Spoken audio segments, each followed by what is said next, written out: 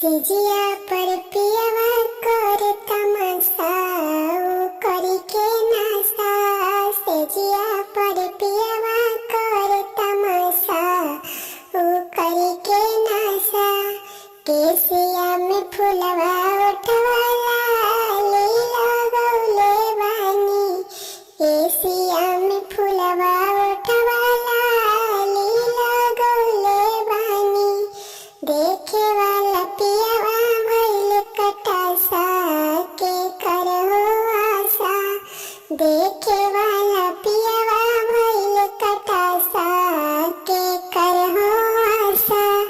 सेजिया पर पियवा कर तमाशा करी के नासा।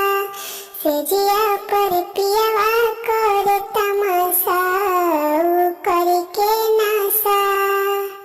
फूलवा के थारी में